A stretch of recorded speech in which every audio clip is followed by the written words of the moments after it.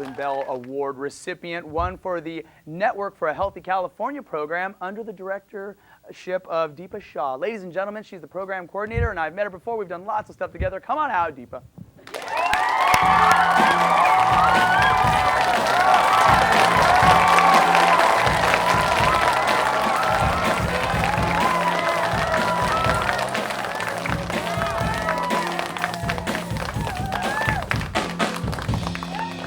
For some of our regular viewers, that was a little callback to some of our magical Bollywood dancing days. Yeah, that was a good time. Yeah, great memories were made there. And I had a very short-lived career, about 25 minutes. you give whatever you can get. You take Exactly. it, right. Well, we're here to talk about your Golden Bell Award. Now, the United Show won one last year, whatever, that's old hat. But the Network for a Healthy California, the program of which you run, won a Golden Bell this year. Yeah. Now that's pretty awesome. Yeah, it's such a great honor. I'm really, really happy for our What program. would you say are kind of like the goals of the program? What's it all about? So I'll first talk a little bit about the background of, kind of the climate of what's going on with nutrition and children's health. Approximately 1 out of every 3 children in California and across the United States are overweight or obese. Wow. And what's really alarming is that for kids that were born after the year 2000, 1 out of every 3 kids is predicted to develop type 2 diabetes. Wow. And for Latinos and African American children, 1 out of every 2 kids is expected to develop type 2 diabetes. And this is a direct link because of poor eating habits and lack of physical activity.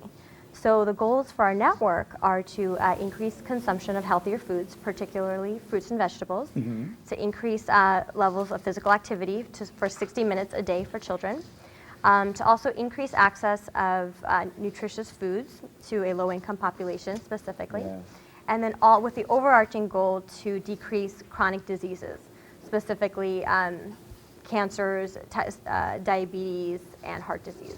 It sounds like with those two things, if you can up the intake of good foods and up the amount of physical activity, the natural consequence will be less of these diseases that are born out of poor diet and poor activity. Exactly, and we know that we're finding children who walk into doctors' offices who have symptoms or early risk factors for heart disease. Wow. So kids as young as 7 and 8 are, hypertensive or have certain types of pre-diabetes. Things that you might only see in 60-year-olds. Exactly. That's alarming. It's good to see that there's a program that's taking charge to help that, because really it's not just about that individual. All those individuals make up society, and then that becomes an issue that we as a society are looking at, especially when you're talking about numbers of 33% or 50% of certain populations. That's a little frightening. Yes. Yeah. So, well, what would you say are some of the things that, there's lots of programs that kind of work with trying to help these things. How is your program different? So our program, this is a very recent field. We didn't have this problem 30 years ago of, addressing the childhood obesity epidemic. So with our program, we make sure that our curriculum that we use in the classroom is research-based. We have a variety of different programs, such as Harvest of the Month, where students taste test a different produce item every month in their classrooms. So students have tasted asparagus, kiwi, jicama. So they've tried a variety of different fruits and vegetables. What kind of response do you usually get from those things? So the kids love it. And there's also research that shows that someone needs to taste something about anywhere from 7 to 20 times before they like it. And we see that particularly with fruits and vegetables. Unless it's deep fried or dipped in sugar, in which case one hit and you're done. Woo! Right? Right. So parents will share with the teachers that, what did you do? Because my child is coming home and saying, oh, I want spinach for dinner. Here come my mom.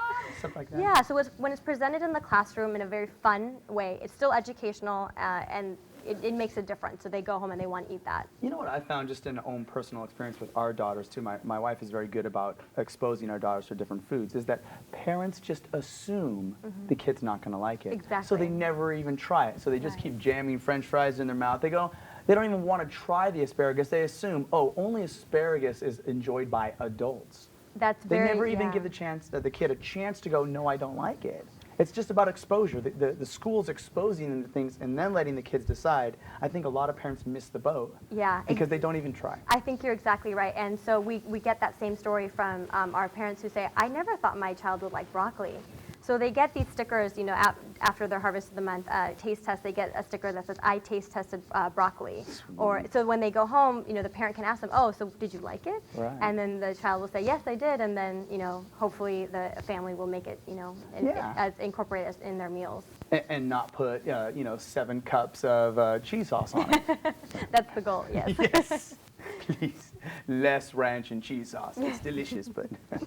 All right, so, you know, it sounds like the program is doing lots of wonderful things that way. What do you kind of see the future of the program? What kind of things could we expect 1 year, 2 year, 5 years down the road? So there's a lot of research that shows that there's a direct link with like utilizing a school garden to teach nutrition education, because kids, you know, they're kind of a part of the whole process of growing, planting, and then harvesting. Right. So they have a kind of an attachment towards it, and they learn where food comes from. Because a lot of times children think, oh, food just comes from the grocery store, and they don't understand how it got there. So making that link with you know, nutrition and then gardening, we're going to see a lot of that coming up. As well as a partnership with retail, so grocery stores, kind of making it for parents, you know, having some of the education happen at the grocery store in terms of print materials to encourage parents to purchase fruits and vegetables and things like that, and link the Harvest of the Month program with grocery stores, so they see some of that, you know, same you know, produce item being featured at the grocery store at the same time, so the child can say, oh, well, I taste tested this in the classroom.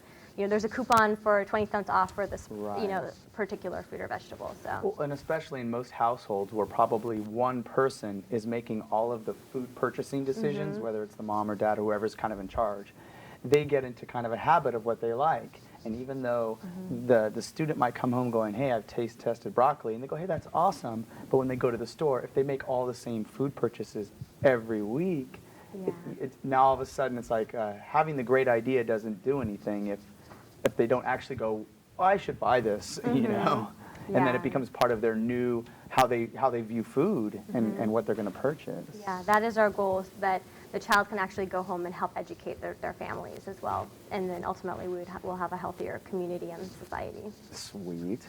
I like. Well, Deepa, what can I say? It's always good to see you, and maybe the next time you're on here, you know, we can do a little food making. Definitely. Yes, that would be a lot of fun. Nice. So, well, you've seen 2 Golden Bell winners now, and that's probably enough for any human at this point, because otherwise, you know, it's, I don't know, dangerous to the soul, the heart of a person. That's what they're saying in my ear through they have a little heavier. Anyway, so ladies and gentlemen, stick around because we've got all kinds of stuff right around my hand.